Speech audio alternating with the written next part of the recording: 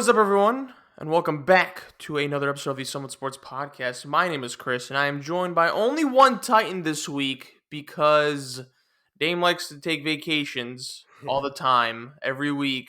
I mean, this crew is just everywhere to start off the summer. It's just some are going on vacations across America, others have jury duty, others are sleep deprived. It's just anarchy everywhere.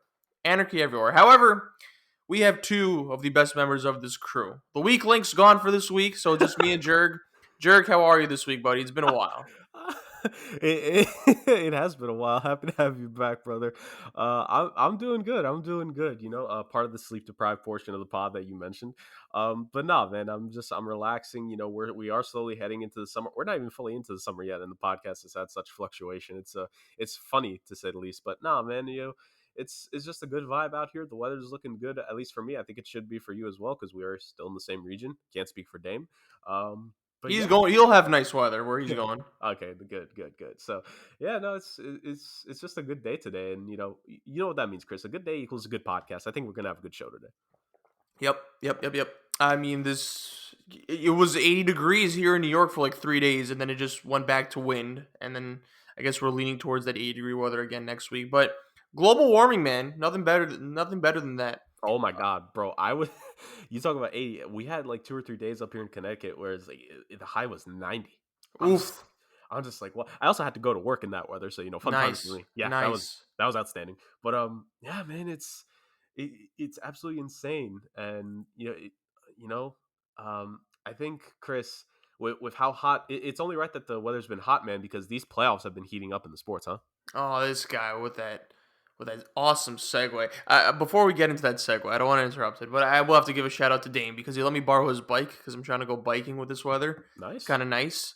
So I was since he's going to Nashville, Tennessee. Spoiler alert! If you listened last week, I was like, "Bro, can I borrow your bike?" I'm gaining a little wager. The dad bod is coming. The European dad bod is here, and I'm just like, I can't do this. I can't do this.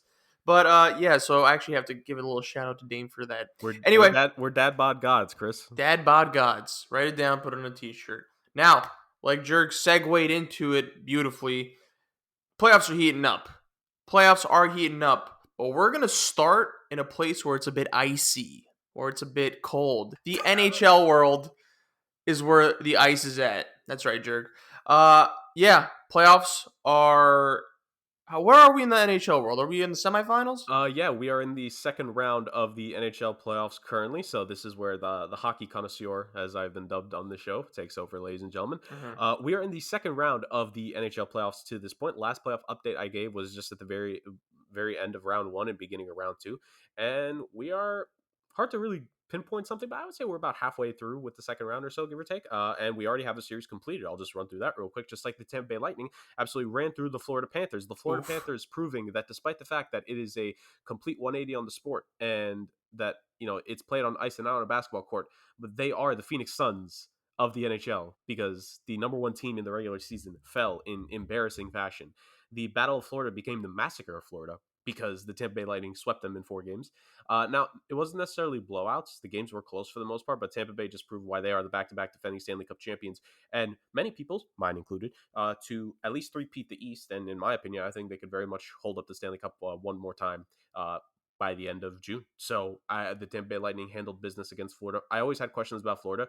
The fact that it took them 6 games to beat Washington was my ultimate thing of like, yeah, okay, I knew Tampa was going to beat them. I thought they'd at least get a game or two, though. Like, Jesus H. Christ, man. That was bad. And, Chris, the worst possible thing is for a team to make an all-in push and not win, because now the pressure... Because the Florida Panthers, Chris, and I'll just let you react to this naturally. This is the first time I'm telling Chris this. They do not have their first-round pick for the next 3 drafts. Oh, Jesus Christ. 3? Yeah. Yep, 3. This year's draft and the next 2 drafts. They do not have their first-round pick in these next 3 drafts. And... For a team like that, like when you make an all-in push like that, and as a Chicago Blackhawk fan, I can tell you very much so that in the future it'll hurt. But I have 3 Stanley Cup wins to rest my laurels on.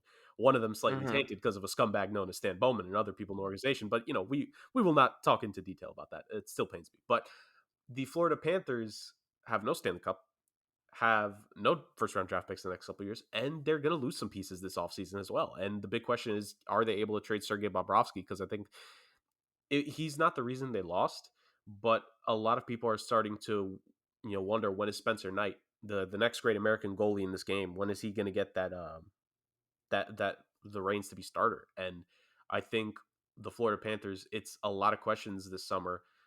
And this team, they won the President's Trophy. This is the best Florida Panthers team we ever seen this season, but that just lets you know how great the Tampa Bay Lightning are. So that series came to an end. Over in the Eastern Conference, staying in the Eastern Conference side of things, I should say, the the Carolina Hurricanes and the New York Rangers are tied at 2 games apiece. Game Talk to 5 me. is Talk to me.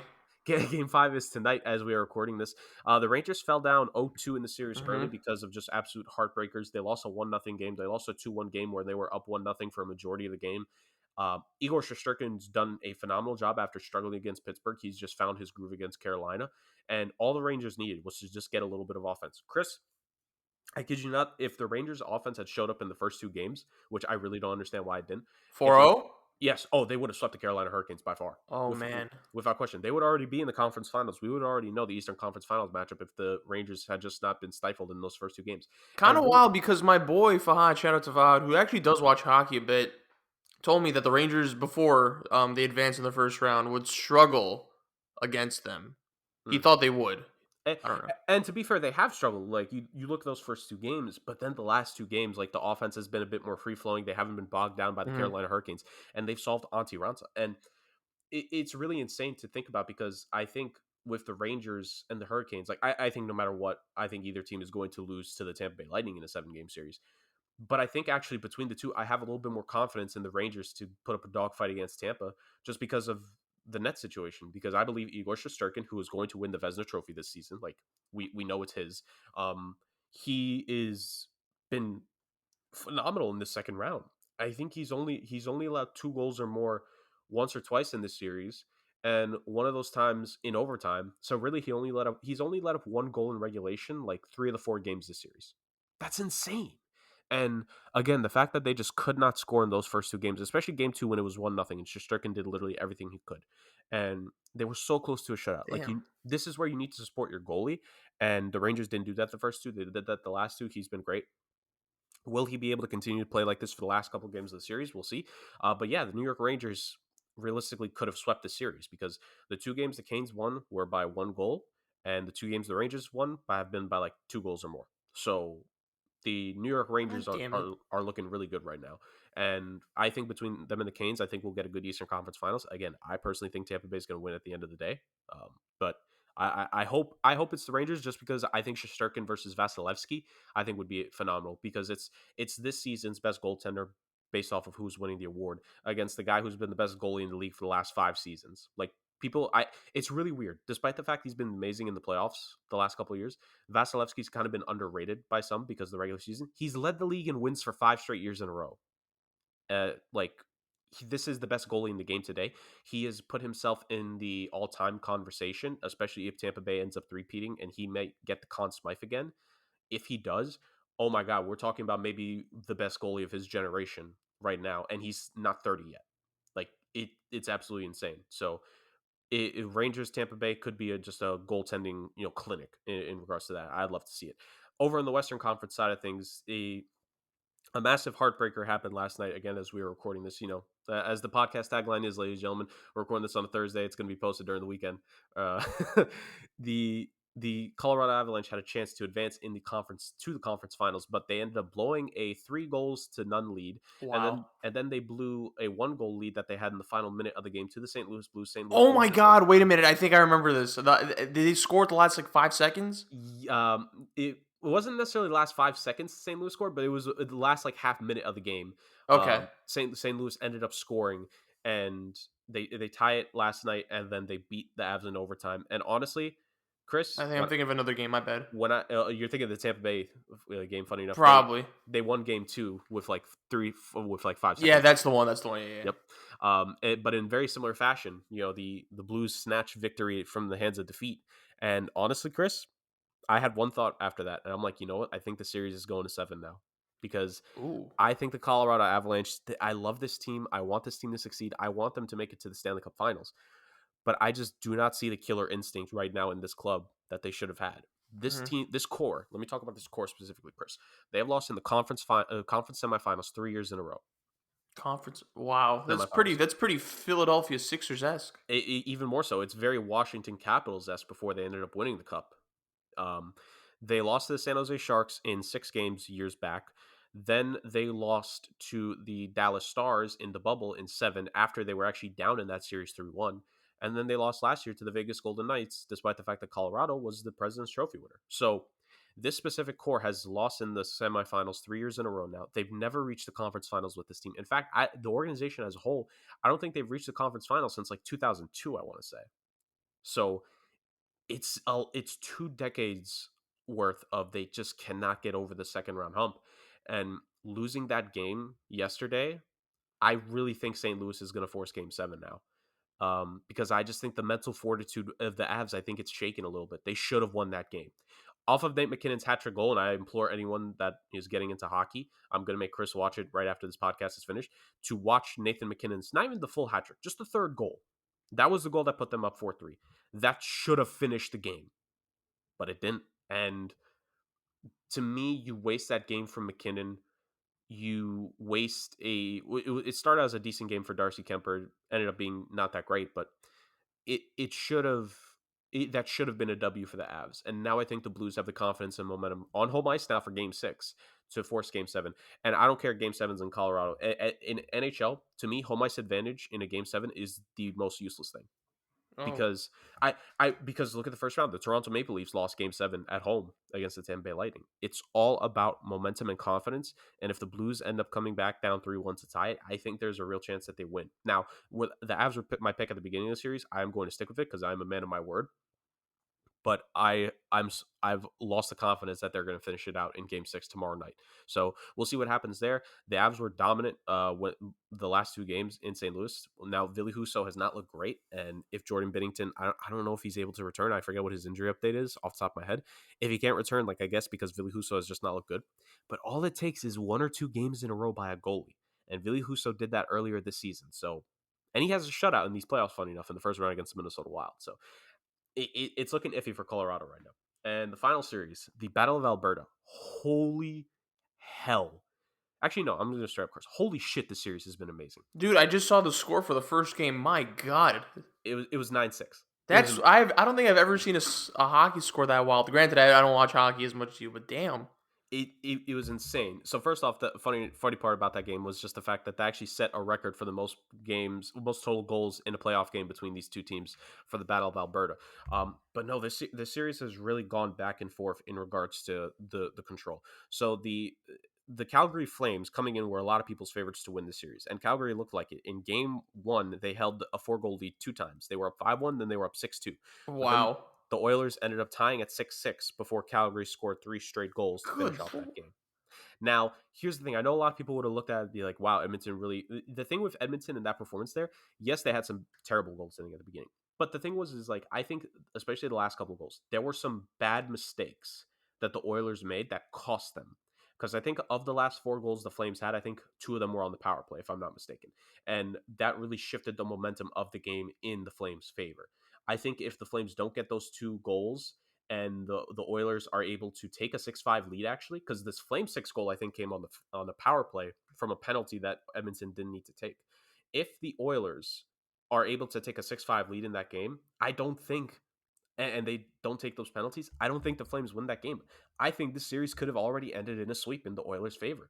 And we've seen the next 3 games, 5-3 game for the Oilers in game 2. When again you think about it, the Flames are up early once again, 3-1. A goal, I want to say a goal was called back for Edmonton, and then Connor McDavid is like, all right, here's your goal, and he scores. And Edmonton finishes off scoring 3 more after that to take that game. And then in the games 3 and 4, the Oilers offense just goes off. 4-1 win in game 3 and 5-3 win in game 4. The Oilers are just an offensive juggernaut right now, led by, you could say, the best player in the game, Connor McDavid. They are just able to solve Calgary like nobody else's business. In part because for some reason Calgary's goalie Jacob Markstrom just struggles against Edmonton. I really don't know why, but it's actually a thing. Like against everybody else this season in particular, his goals against average in the regular season was like a 2 point something, but against Edmonton, his goals against goes up to like a 4. So he's letting in 2 goals more on average when it's Flames Oilers, and it's just absolutely insane to see it. Now, it's funny because my comments about the series going in was, God, these teams are so happy to see each other because neither are great defensively. But I thought the Flames were ultimately going to be the better defensive team here, and clearly, I was wrong. So I'm sorry, Connor McDavid. But no, in reality, the the insane part about this, when you look at the series, is just how Edmonton's offense at times can just slice the Flames so easily. Like I don't know if maybe you've seen like a highlight or something on Twitter, Chris, maybe based off like something I've liked or retweeted, but there was a game in the series. I forget. It may have been game 3 or 4. It was one of the Edmonton home games where Connor McDavid literally just goes past like 4 defenders, and he doesn't even score. He gets the assist. I want to say is what happened. Like the Oilers' offense, not facing a stout defensive team, is able to do that to you. And the Flames were my pick going into this. I don't have confidence in that selection anymore. I think the Oilers are going to win, and this is going to be their first conference finals appearance in the McDavid era. And I want to say this is going to be their first conference finals appearance since like '06, when they, funny enough, made it to the Stanley Cup final that year. It was the post-lockout Stanley Cup final. So it's just absurd that Edmonton is playing this good. Mike Smith, I got to give him credit because he's actually bounced back from the rough start to the series he had, because he was terrible in that game one. He let up like the first 3-4 Flames goals, and then Mikko Koskinen came in, and Koskinen still didn't play that much better. It's funny, Koskinen let more goals in, but I would still argue he played better than Mike Smith. Just that's how bad Smith was in that first one. But no, he's played great. Edmonton has really responded well. Their coach Woodcroft, he he's been the coach that this franchise has been waiting for McDavid and Draisaitl. He's been phenomenal. I don't know what he's done, like specifically to just get them playing this good, but you got to give him the credit in the world. You got to give that coaching staff the credit in the world to be able to respond to this. And I actually think, funny enough, I think one of the assistant coaches on the Edmonton Oilers bench actually used to scout or coach for Calgary. So maybe, that's a valuable asset to have. But man, like, just the Battle of Alberta has been amazing. It could end tonight. Will it? I don't know. I want to think the Flames are able to force a game 6, but however it ends, man, like, we are potentially getting some big names in the conference finals, which I know Bettman wanted the Avs to win last night and the Oilers to win tonight, because if we get McKinnon, McDavid in the Western Conference Finals, my God, like, just the hype train behind that will be massive in the hockey world. But yeah, that is the update of the second round. I'm almost certain we will be at the conference finals come next week's show, so I could definitely give a conference finals update then. But yeah, man, the Stanley Cup playoffs, like, no joke. This has been an absolutely amazing playoffs, and maybe it's in part because ESPN and TNT have done a really good job of like promoting the games and showing off the games to people. Like, these are some of the higher rated games. Like Maple Leafs Lightning Game 7 was the highest rated like non-Stanley Cup final game in years. Like that's what the sport needs to Sheesh. grow, and I'm very happy about it. So all in all, like, the playoffs have been entertaining to say the least, and I just hope it keeps on going, man. Yeah, for sure. I'll definitely be checking out some games. Well, you talk about highly entertaining playoffs. Let's use that to transition to a less entertaining playoffs in the NBA. I think if you were to ask me, during the first round what the most entertaining playoffs are, it's NBA. Granted, I'm only watching the NBA playoffs. I'm not watching the NHL playoffs as much as you are, so very biased take on my end. But NBA playoffs, they're in the conference finals now. NBA finals, I think, are like a week and a half away or 2 weeks away. I don't know. It's either June 2nd or June 6th, I believe. That's like the target date for the NBA finals. Which, by the way, man, Adam Silver is running a sweatshop, bro. These, like, dude, like, 1 day off between games is kind of OD. I It's thought because for of the playing. It's because of the playing. yeah, I I actually mean, heard about this yesterday. It's because I, of the playing, I man. get it, like, and I like the plan, so like I get the trade off. But geez, bro, I thought for sure once they reach the conference finals, they'd have at least 2 days in between. Yeah, I don't know, whatever. Yeah, NBA conference finals are here. As of right now, the Miami Heat and the Boston Celtics. That series is on the brink. Yeah, both series are actually on the brink of ending. The Boston Celtics lead the Miami Heat 3-2 in the Eastern Conference Finals, and then the Golden State Warriors lead the Dallas Mavericks 3-1 in the Western Conference Finals. Jurg, I want to start off with the Golden State Warriors versus the Dallas Mavericks. We'll end off with Miami Heat versus Boston because I know you'll have a lot more to say about that. But I think we haven't talked about it as much, but I think all of us could agree we had Golden State winning this series. Yeah, they went up 3-0. Dallas won the last game to make it 3-1 to avoid the sweep, I guess. Game 5 will be in Golden State tonight, I believe. And yeah, so I think first game, Golden State annihilated them. Second game, I think the second game is when everything kind of shifted because I think the Mavericks had a solid chance to win that game. They were up 20. Yeah. And then I think the third quarter kamikaze that everyone knows about the Warriors happened. They came back, took it away from them, took a 2-0 lead, and that's when I knew it was kind of over. Because like if Golden State, when they went up 2-0, I'm like, if they snatch one game in Dallas, I'm like, it'll likely be done. And then they snatch game 3, which is like the must-win game if you were to go down 2-0, because obviously you want to avoid 3-0. They take that one in Dallas. And then, of course, the difference in game 4 is that the Mavericks kind of made, everyone besides Luka kind of made shots. Yeah. So, yeah, this series is kind of weird because, like, I don't think Mavericks never had a shot to me. I get that you have Luka, and once you have Luka, you have a modicum of hope. But it's Golden State. They're battle tested. That's a championship team. Their defense, I thought, because the Mavericks like have such a heliocentric offense, I thought the Warriors' defense would do kind of well against them. Because I think with the Grizzlies, that offense has been more spread out. I know Ja Morant is like the primary ball handler. He's the guy. But their offense is way more spread out as opposed to the Mavericks, which I think it's more Luka-centric, and everyone else is kind of like hitting shots. I thought their perimeter defense would be decent enough to kind of match up with them. Like, I know Klay Thompson isn't what he once was, but I feel like he'll give you a couple defensive possessions over there. Andrew Wiggins, who I can't believe I'm saying this and I feel gross saying it, has been the X factor in this series. He's been marvelous defending Luka. And, you have Draymond Green, who's, Draymond Green. So I think the game plan to kind of defend Dallas's offense is just a bit simpler because it kind of relies on one person, whereas Grizzlies, it was kind of just like everyone kind of gets the rock, right? And they had a plethora of shot makers and shot creators, whereas Dallas, again, it's just Luka and a little bit of Spencer Dinwiddie and Brunson, but not as reliable. But yeah, this series I think is likely going to end tonight. It's going to end 4-1. They're going to be in what the hell is it, Chase Center? Yeah. Gentrified Oracle. But yeah, man, it's just, as I said, Andrew Wiggins' defense has been marvelous on Luka, but again, it's Luka Doncic. You're not going to stop him from getting, what he gets. He's going to be, he's going to be crazy. He's going to go crazy with the numbers. I mean, the best thing you do is kind of like make it tough for him. And Andrew Wiggins He has, to be honest.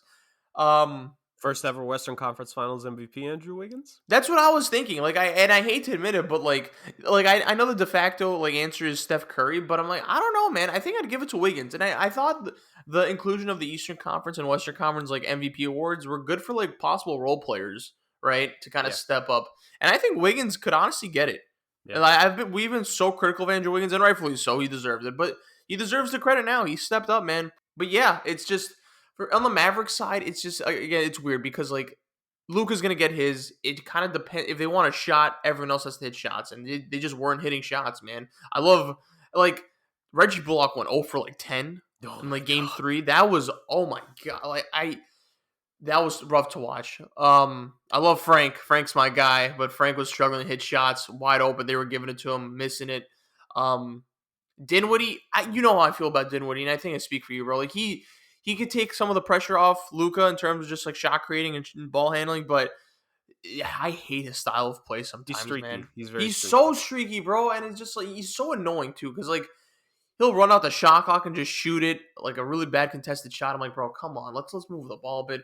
Brunson, I think he's been inconsistent but mostly good in my opinion. It's important for Brunson to be good because I think he's the second in command after Luka, and then it's Spencer Dinwiddie, and then it's kind of whoever's hot.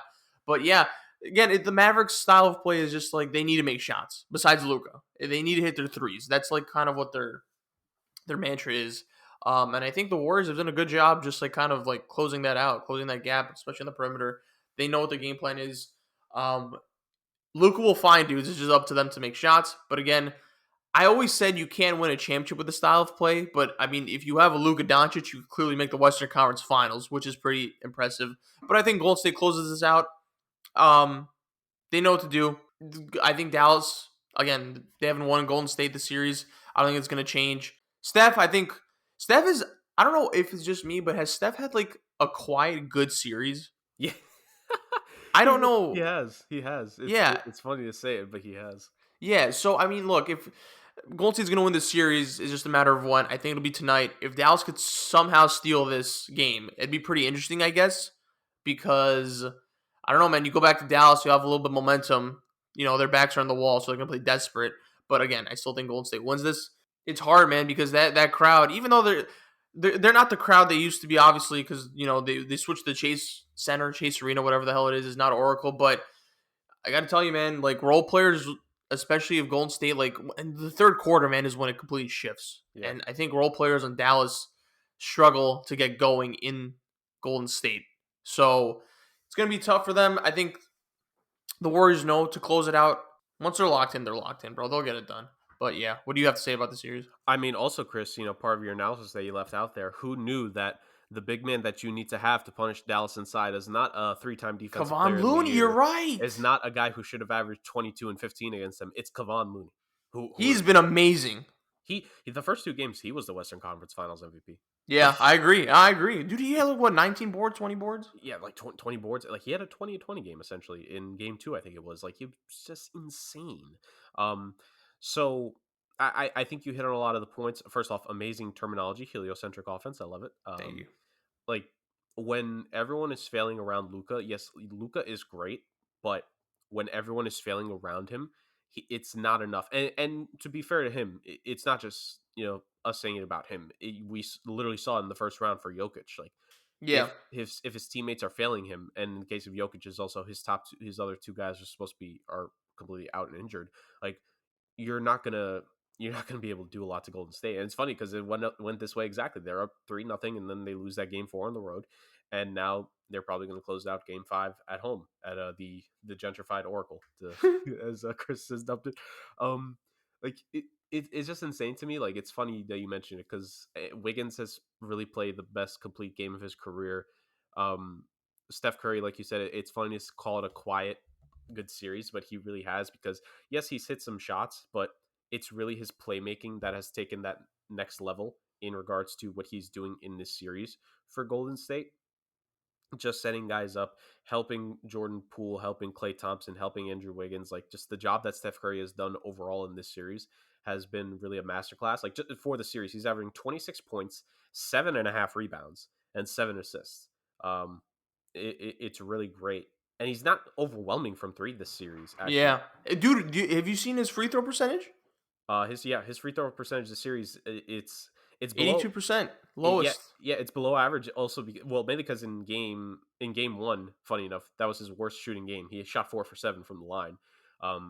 Like yeah, man, Steph has just been he's taken a back seat, and he's allowed his teammates to step up in this series. Well, I wouldn't say allow them to step up, but he's helped facilitate them stepping up, and it's just showing that, hey, Dallas, you want to get to this point. Well, guess what? Golden State is the standard bearer, and this is why they are the standard bearer. This is why that they are on the verge of going to their 6th NBA championship finals in the last 8 years. 6 in a row for Klay, by the way. Yes, 6 in a row for Klay. We stand by that. But it's just absolutely insane the job that Golden State is doing. It kind of reminds me, like, there's gatekeepers to this stuff. Like for the next team, the next team that becomes a good force in the West has to defeat the Golden State Warriors, because they have been the standard bearer in this conference for about a decade now. Funny enough, Chris. Like, Yeah.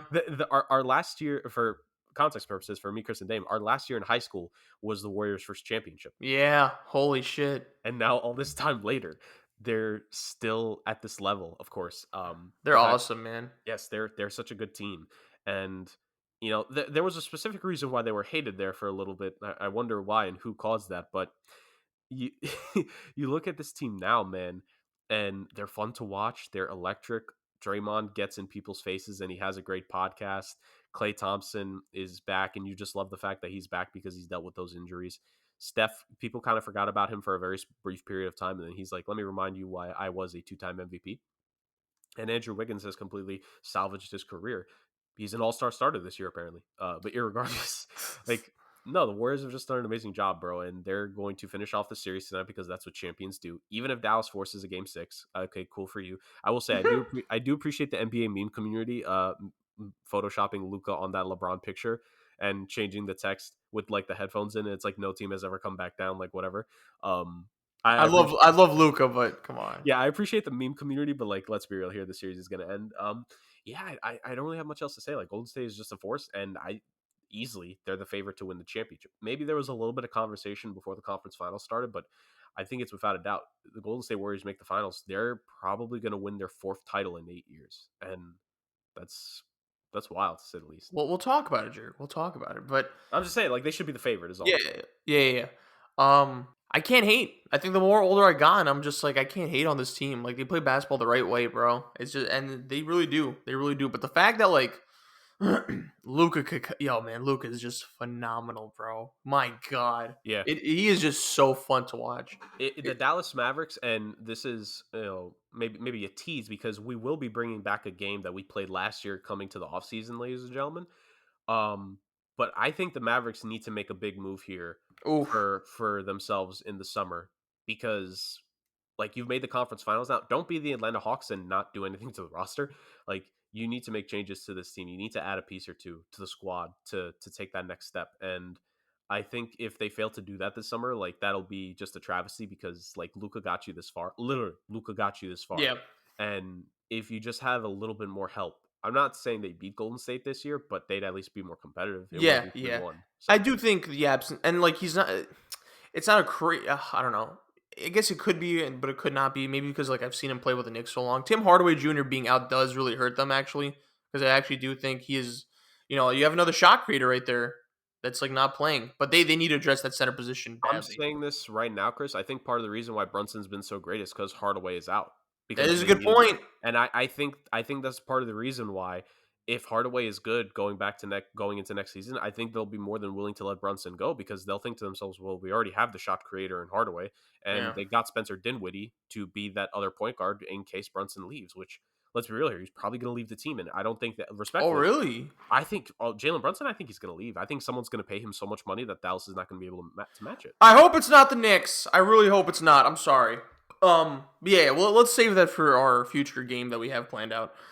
But yeah, we have the Warriors winning this series. Damien probably agrees. Yeah. All right, let's move on. Let's move on over to the Eastern Conference Finals, Do we where have to? Do we we have to have move to. on? We have to, Jurg. Celtics are up 3-2 on the Miami Heat. Predictions were, I think, Jurg, you and I had the Heat in 7. Yeah. And I don't know what Dame had, but He had Celtics winning the series. in I forget 6 or if it 7. was. Okay, yeah, okay. Yeah. Well, this has been such a weird series because this series has sucked. Just so many blowouts. I kind of like the fact that it's been low scoring a bit. Kind of gives me some some nostalgia vibes where it's just like hard nosed defense, and that's I think Right. we expected. Like two defensive teams just making it difficult for each other to score, and it has. Does it bring you back to like that 2010 finals between the Lakers and Celtics where there was some Yes, low scoring games yes. there? Ooh, that Loved was a it, good loved series. that, loved that. So, and I was like really excited for this because I'm like, okay, it's Miami and Celtics. I'm like, this is gonna be a close ass series, and you know what? It might actually go 7. Let's not get it twisted. It might go 7. But these games have been such blowouts. All right, so let's take it game by game. Jurg, I'm gonna go first, and you can finish it off because I know you're a Heat guy. Copy. I'm a Heat appreciator, and of course, we're both New Yorkers, so we don't want to see the Boston Celtics win. It's unfortunate that they're from Boston because the team, basketball-wise, really good team. Like, they're a really phenomenal basketball team, and they're really fun to watch. I'm a big Jason Tatum guy. I'm a huge Jason Tatum guy, and he's easy to root for, too. But regardless, enough Celtics praise right there. First game, Celtics, I think in the first half, they're kind of up, and then I think the Heat took it in the second. They took the game in the second half. They made some defensive adjustments on Jason Tatum, and they just, momentum shifted. They took game 1. Feels good. Game 2, Heat get blitzed. Really inexcusable. And again, we can't forget first game, there was no Horford or Smart. Game 2, they get them back. They blitz Miami in Miami, which is so, wow. It was kind of, weird to see because you never see Miami get blitzed at home as much. And you would think, they're a smart enough team to understand that you're going to get Boston's best shot after an L, after a Celtics L. So, I don't know. They get blitzed. Game 3, I believe Kyle Lowry returns, right, Jurg? Because he misses the first 2 games on a hamstring injury, and we'll talk about that. So, he comes back game 3. Game 3 is when everything falls apart because Jimmy doesn't return for the second half due to knee inflammation.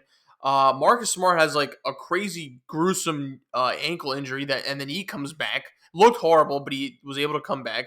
Tatum's shoulders pieced out. Just war of attrition. That's what it is, man. That's the playoffs, bro. But everyone's falling apart. Everyone's on the floor. Grant Williams is diving. Grant Williams is pissing me off, by the way. I think he's learning a lot from Marcus Smart. But yeah. But again, second half, No Jimmy Butler. Miami was kind of up the majority of the game. Once Jimmy Butler came out, Celtics make a run. But again, Miami holds on. Max Strus with that important shot towards the end. They Kyle Lowry take with it. that steal. That was a clutch steal. Yeah, exactly. I can't forget about Lowry there. But he take it 2-1, and then I believe game 4 was it a blowout? They got blitzed, right? Yep, lost by 20. The starters combined for 18 points. Right. Okay, they get blitzed, and then game 5, which was yesterday. Defensive first half, supremely defensive. Yes. It was close in the first half, and then I think I don't know if I saw the rest of the game, but I know the Celtics just took it. It was a very defensive-oriented game. They're up 3-2. Jurg, I think the defense that everyone kind of predicted is there from both teams. Yeah. The shot making. Oof. Boston figured it out. They haven't figured it out. I think their offense has figured it out. I don't know what is. I mean, there's a lot of factors. Miami just cannot hit shots, bro.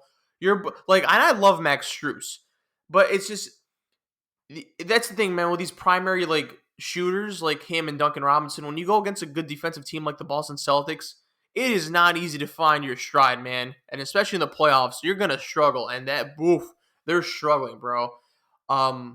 Duncan Robinson, that's been an anomaly for a while, man. For the last 2 rounds, he's just been, I don't know, on and off in terms of playing wise. He's getting DNPs, bro. And then when he is playing, he's not making shots. Jimmy Butler, Jimmy Butler gets leeway. I think the knee actually is fucking him up a bit. Oh yeah, well, when a white guy from Boston takes out an entire limb of your body, Kevin Love can attest to it.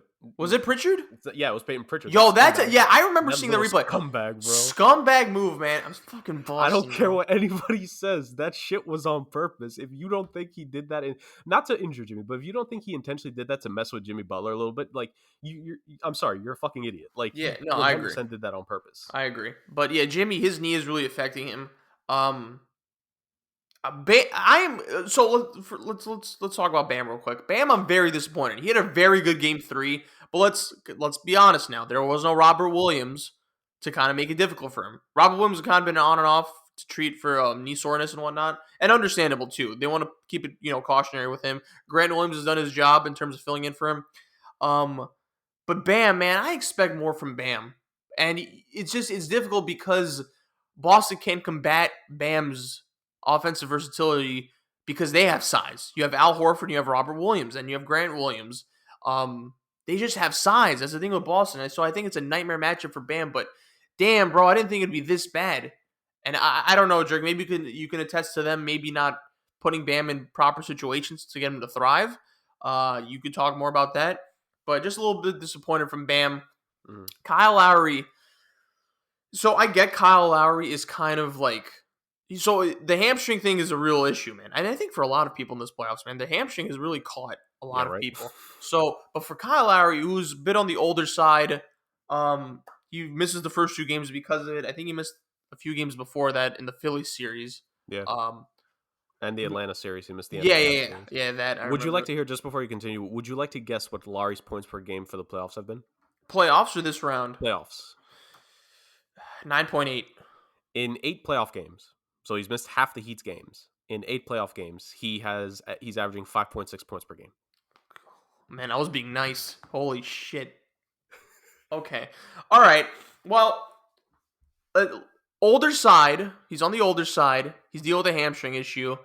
Then I do think once he came back, that's why when it was 1-1 after the first few games, I'm like, all right, Kyle Lowry will be back. I think this will be an actual series now. Now that everyone's kind of it's not full strength because everyone's getting beat up, but now that everyone's kind of playing, I'm like, all right, he could take this now. He could take this. That's why my Heat in 7 prediction, I wasn't shook after that game 2 loss, even though they got blitzed. I'm like, they'll get Lowry back. Did not know Lowry would be this bad, bro. Did not know it. He scored 0 yesterday. Yeah. He's 1 for 12 in the last 2 games. Bro, what is... And Strus is bad too. Combined, they're I forgot what the number is, but they're I want to say something along the lines of close to 1 for 30 or 2 for 30 between the two of them. Dude, terrible. It's absurd, man. And it's I get it. He's fighting through the hamstring issue, and it's the playoffs. You're in the Eastern Conference Finals. You're just gonna play through it. But I don't know, man.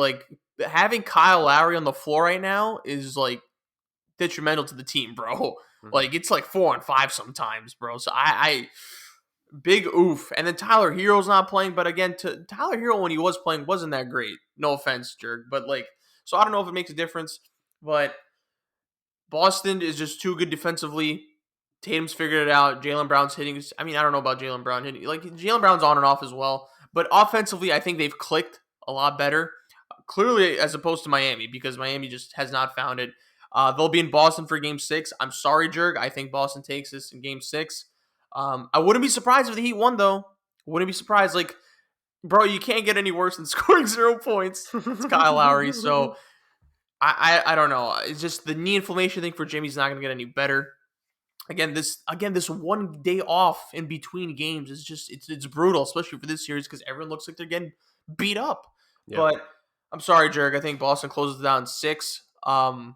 Again, it's been a weird series, just blowouts everywhere. Defensively, both teams are showing up. Offensively, only one team is showing up. You can take it away, Jurg. So let me hit point by point. I think one of the reasons why Miami's offense has just completely struggled in this series, especially the last couple games, I think Boston's defense has just done a phenomenal job at Mm-hmm. attacking Miami's playmakers.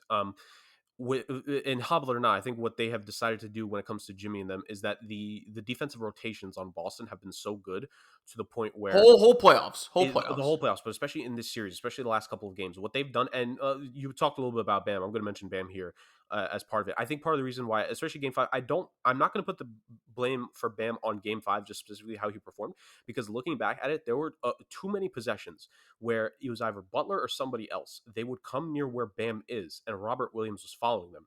You cannot bring Robert Williams to Bam at this point in the series. You cannot do that to him offensively because you're 100% right. Bam has struggled against Robert Williams in the series. Like I can't explain it. I don't think I don't think Bam is miles ahead of Robert Williams in terms of offense. I think they're both phenomenal defensive players. I was saying that if Robert Williams on this podcast a couple weeks ago had been fully healthy the whole season, I think he probably could have won Defensive Player of the Year. And that's not hyperbole. I stand by it. Robert Williams is a phenomenal defensive player. I think him for the next decade should be the only centers getting that award. Not just so we no longer have Rudy Gobert winning it.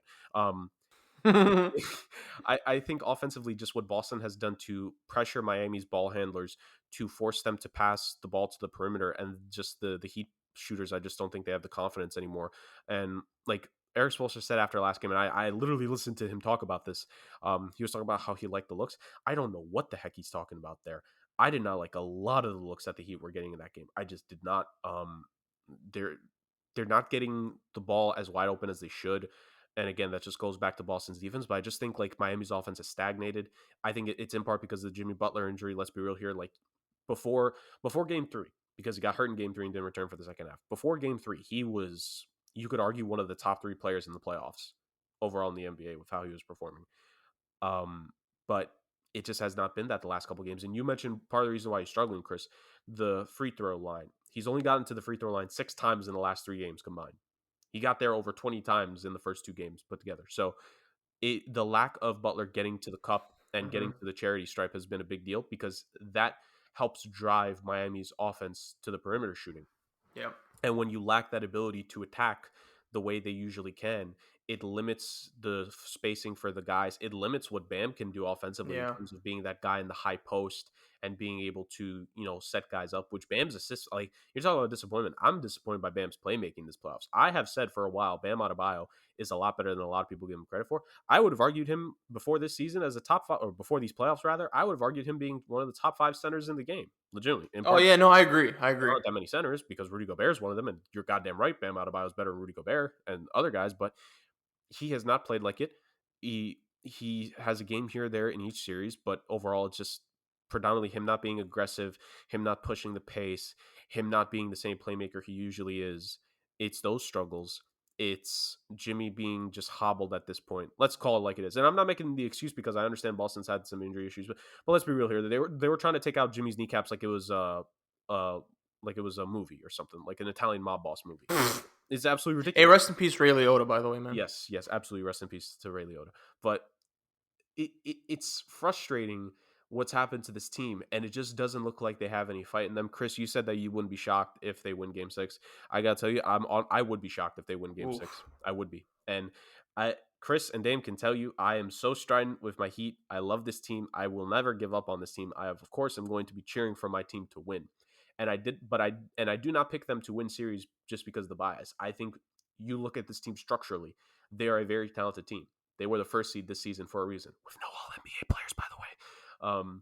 But at the end of the day, Boston's just kicking their asses.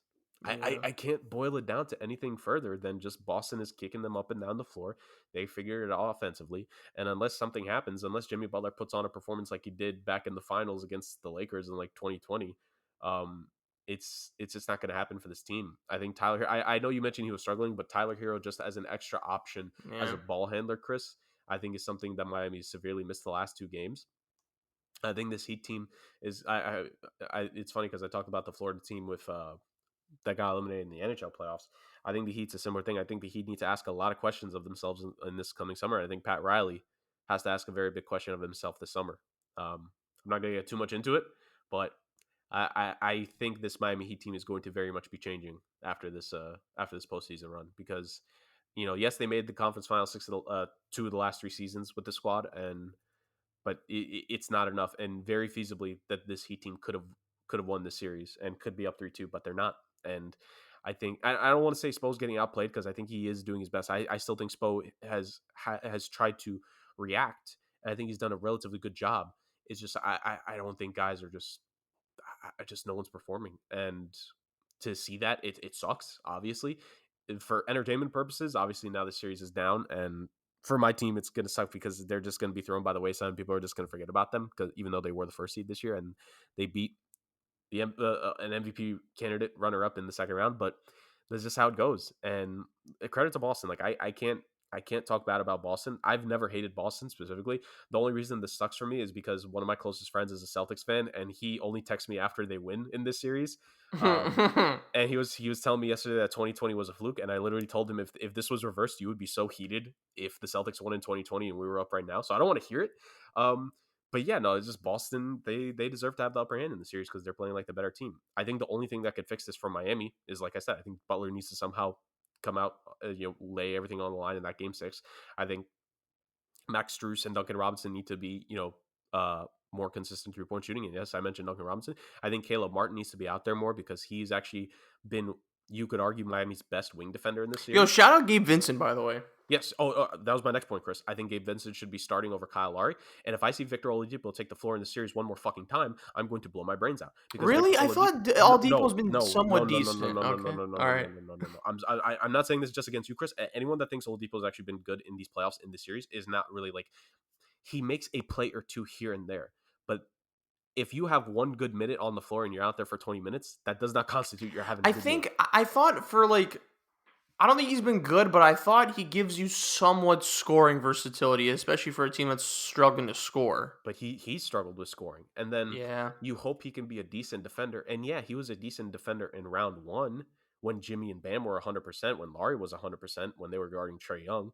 But this ain't that. And he has, again, it's a player or two here and there, but for the most part, I do not like Oladipo on this team right now. He hasn't performed. A lot of guys on this team have not performed this year. Like, just, it's simply put. And yeah, it sucks, but I think the Boston Celtics are going to win the series now. It's not me switching my pick. I hope to God Miami wins, obviously, but I just don't see the Celtics. I don't see the Celtics losing the series, even if they lose Game 6. Like, they've beaten us in Miami twice. Yeah. Who's to say they can't do it one more time? Like, Yeah. they have the confidence, man. Yeah. Yeah, it's tough, especially like with Jimmy beat up. It's kind of like the head of a snake getting cut off because like the guy because you can neutralize Jimmy, a limited Jimmy now, and especially with that defense from Boston, guys can't the floor isn't as spread out anymore. Like they again, like you said, the defensive rotations from Boston has been so elite that they like cover so much ground. That's why like dudes like Duncan Robinson and like Max Strus struggle, man. Especially when you have a limited Jimmy, you can't really like operate as much as he can. It's tough for them to kind of like do their thing. But yeah, man. Literally, this team, the most concerning thing for me, Chris, was the fact that Game 5, I just didn't see any urgency and any heart from them. And that's not supposed to be a Miami Heat team. And that's why I say I think Pat Riley is going to really take a deep look at this roster because this is unacceptable. Like, this, Yeah. you can't, like, they had no heart. They had no heart. Zero heart, bro. They had zero heart. It was like Tom Thibodeau was coaching my team, not Eric Spoelstra. Like that was wow. irritating. Wow. Sorry, Chris. No. I mean, that's it's horrible for you too. I would hate thinking that for you, but this sucks for me because A, Boston wins. 2, this is gonna force Miami to make moves. 3, there's a player in Utah that I don't want you guys to get because I want him. 4, you're likely gonna get him as opposed to us. Well, 5, there's also another player who I don't think he would mind going to Miami at all. I'm just saying. Who? You know, he sent out a tweet last night. Do we talk about it? Should we? Do you want to?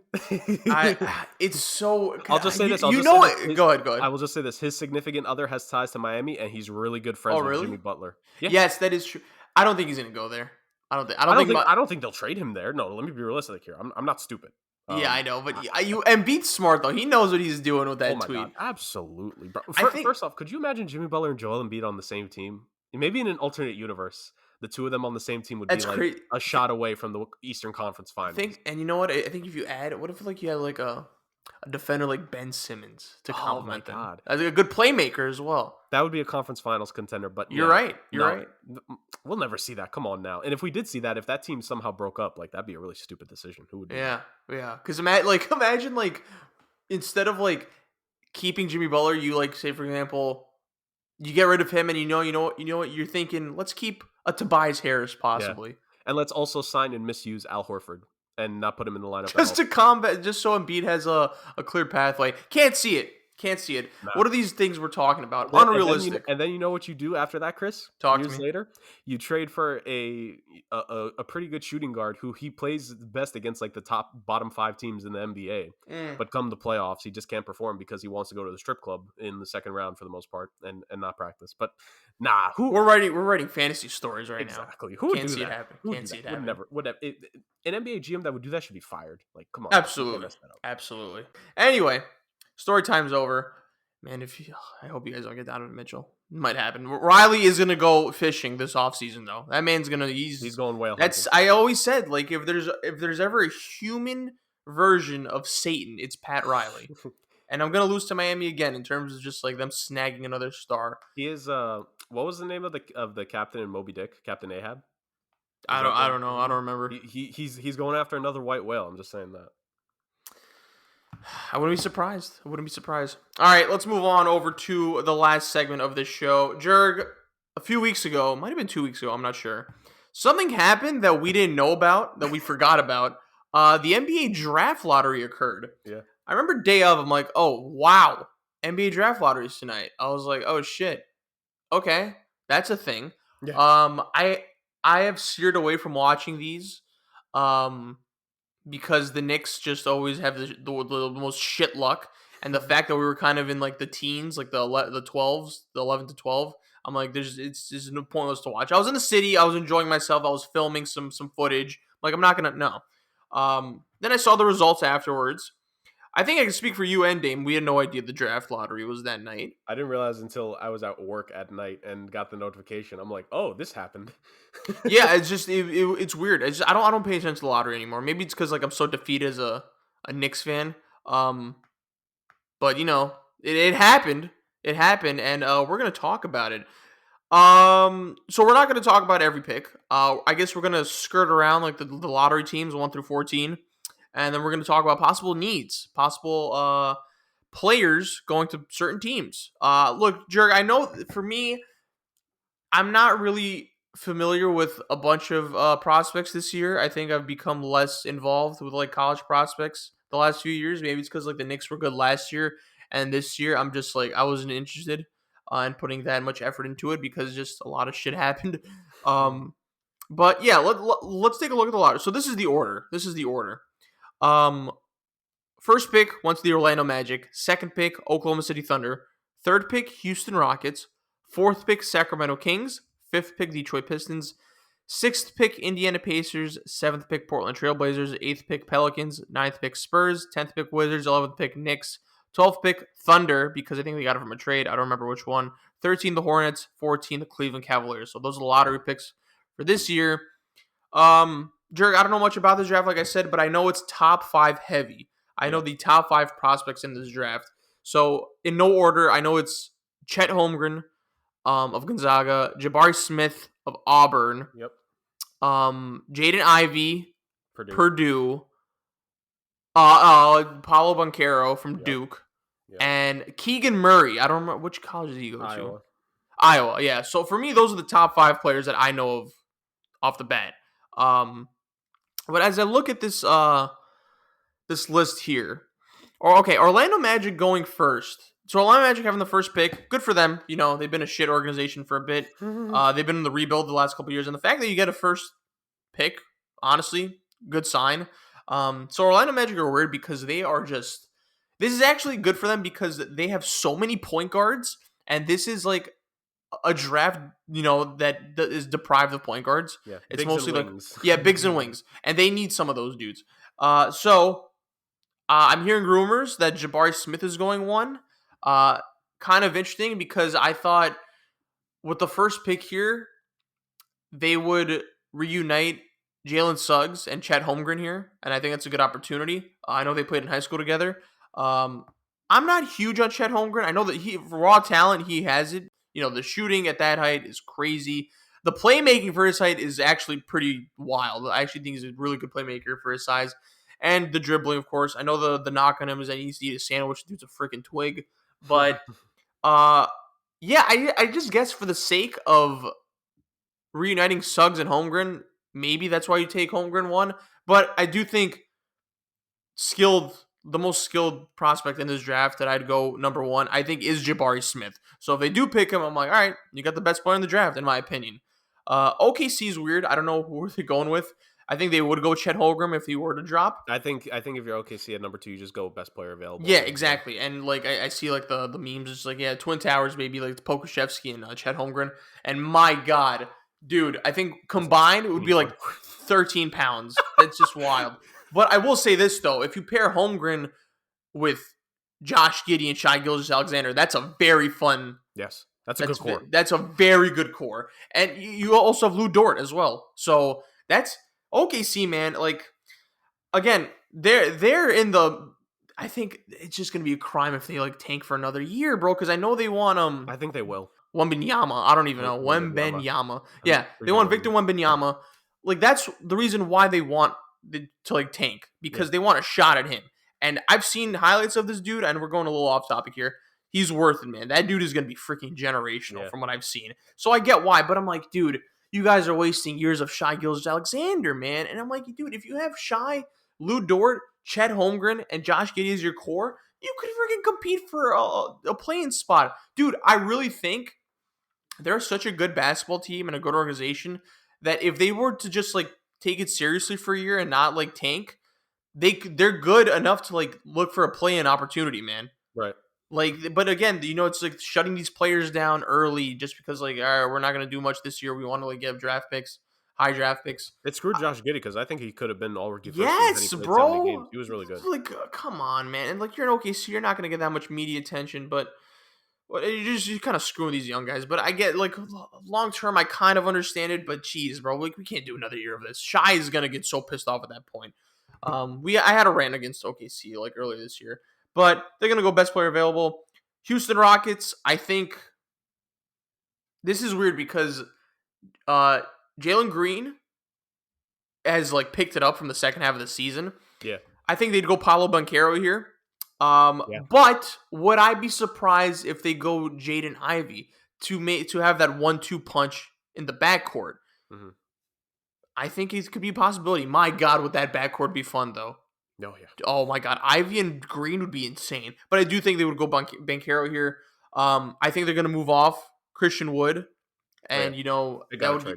You have to. You have to. Exactly. And again, you know, maybe Kevin Porter Jr. They like him at that point guard position. So Rockets, I think, again, they're going to go best player available, but I think they could shake things up if they go with Ivy. That brings us to the Sacramento Kings, the league's greatest organization. I have no idea what they're going to go here. I have heard talks. They're going to draft a point guard that they'll trade in like, 4 years. I'm thinking to myself, I'm like, Jaden Ivey could possibly drop. And I'm like, he should go past fit-wise, not best player available, because best player available would be in the top 4.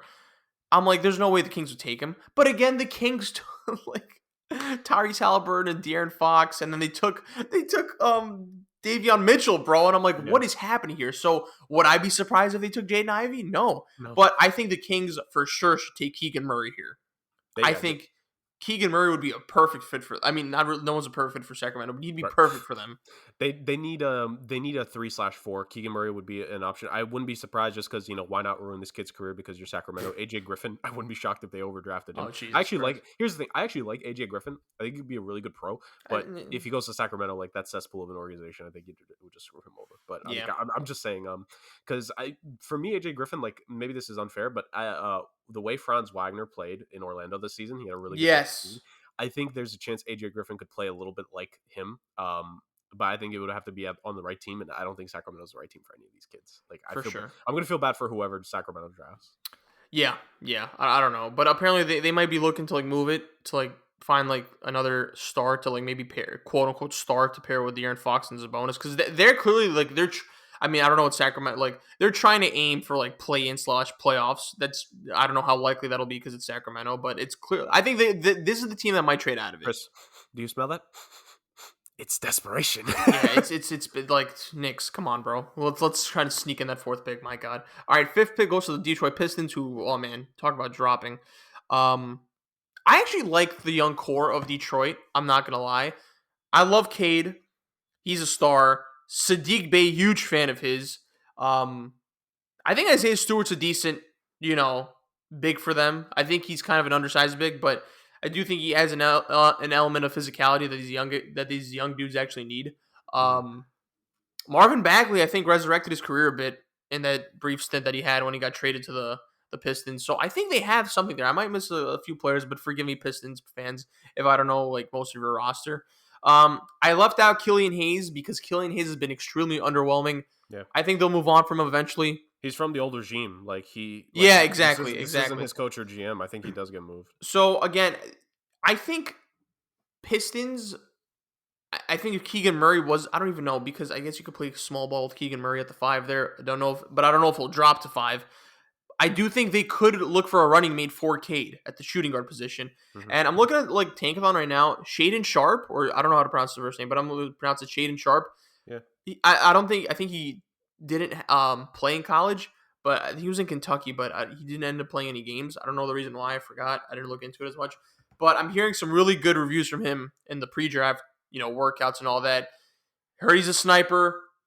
And he's also on the Knicks radar as well. I don't know if he'll drop to 11, but honestly, if you could find a sniper next to Cade Cunningham, I think you'd go for it at that point. I think you'd go for it. Of course, this is where we get into the conversation of like best player available versus best fit. But if best player available is the best fit, you kind of hit a home run. So again, it's Detroit, so you're looking for the most talented. But again, you also have to find someone that complements your main star in Cade Cunningham as well. I think it's very important to look for.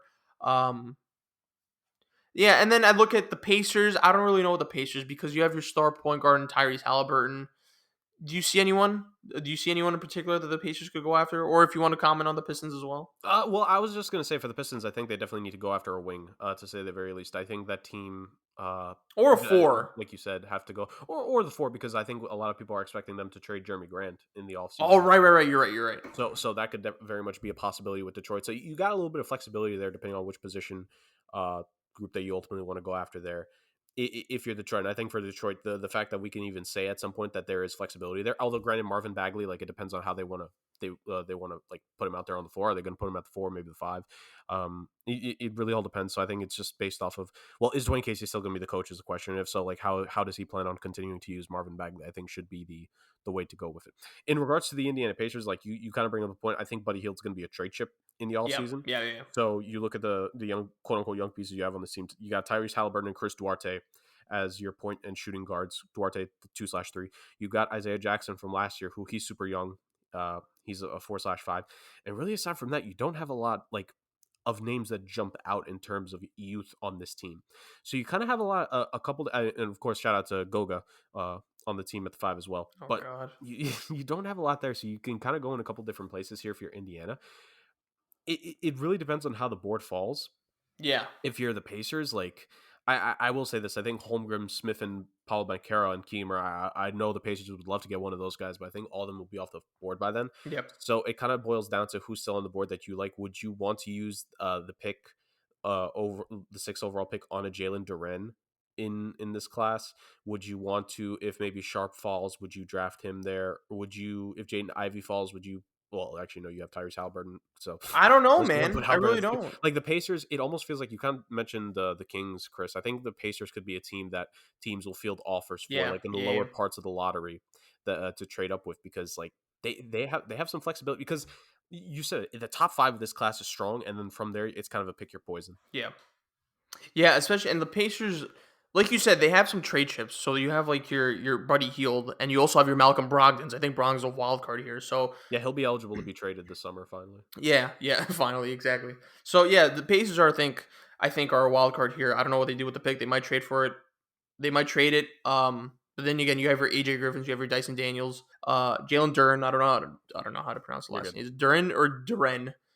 I've Then you heard have your both. Johnny Davises, you have your Benedict Mathurin's. So I don't want to go through the whole list, Jurg, but and we talk about like teams that are going to move out of it, that are going to move out of their pick. I think the Blazers are for sure going to trade their 7th pick.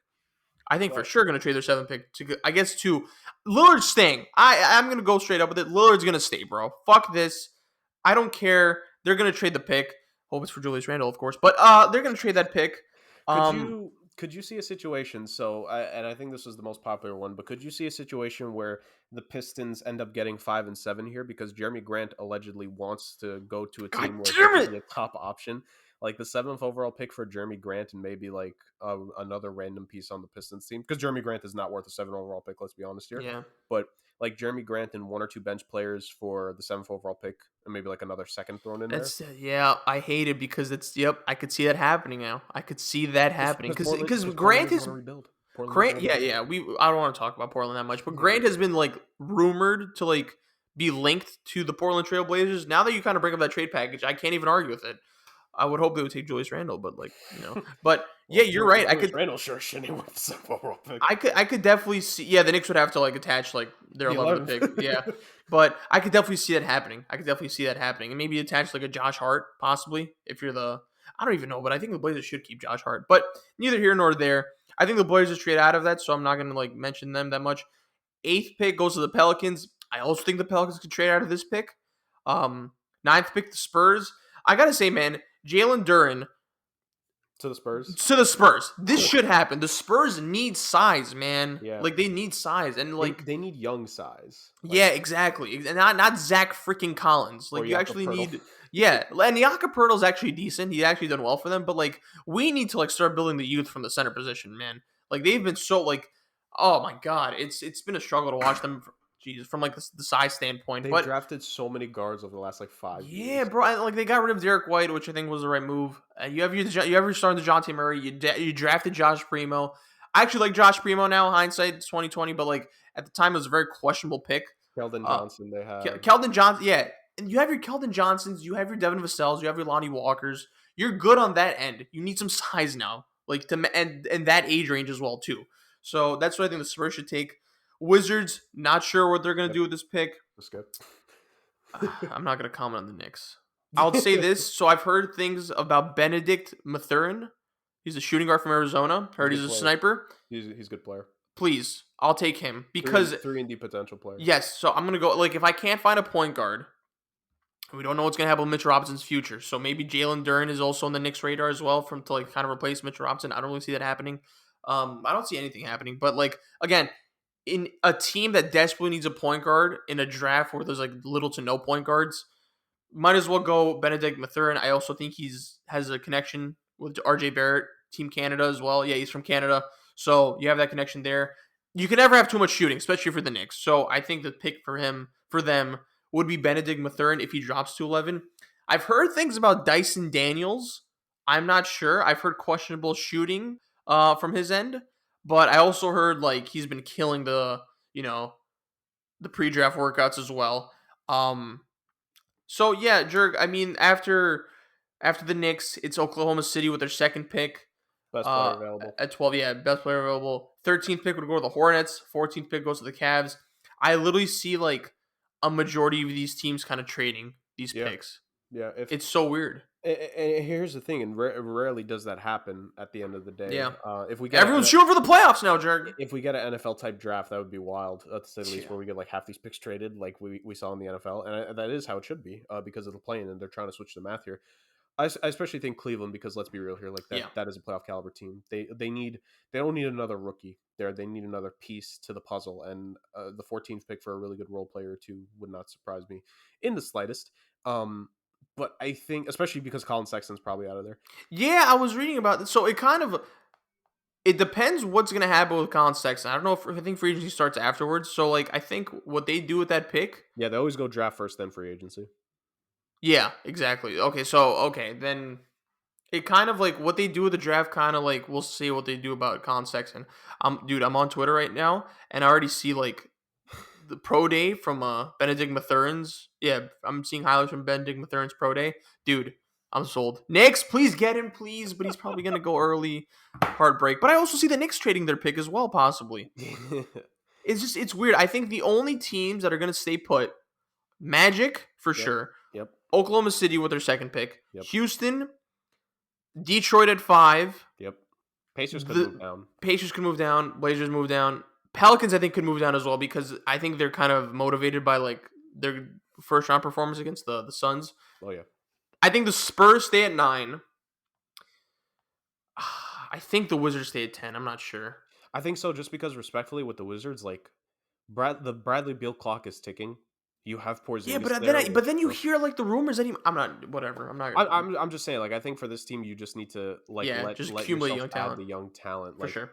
especially because like like Danny Avdija to me had a really good year, but like I don't know what the future for Rui Hachimura is on this team because they brought in Kyle Kuzma and Trez and all that, and now Porzingis. Like I think Rui's future on this team is kind of in doubt, which sucks because I did like him as a decent pro coming out. I But think he's good, man. I think he's good, but just like there was a bit of a logjam there, and like Rui to me is the kind of kid where he needs to play at the 4 Yeah. at this level because I don't think Yeah. he's swift enough for the 3, and just the way it's working out for Washington, excuse me.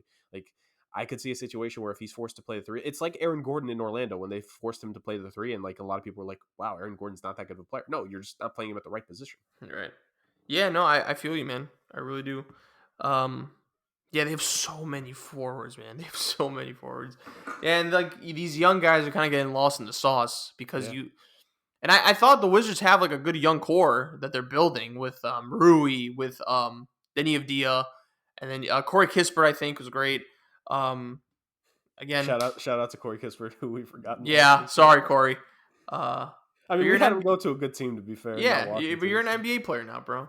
But yeah, other than that, I see besides teams that don't have playoff aspirations that are clearly in the rebuild, like the Magics and the Thunders and the Rockets and the Pistons. I think the draft is like a wild card.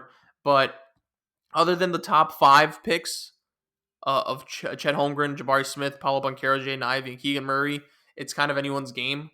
I see the makings of a lot of solid role players in this draft, as is the case with like a lot of top heavy drafts. But I don't know. It's the first draft that I've been like really out of it, bro. That I haven't Right. done enough research in. But again, maybe that's like the funnest part. I'll definitely do some research on these prospects as like the draft approaches, and maybe there's gonna be trades. I hope for a wild off season. But any final comments, Jurg, on the possible draft?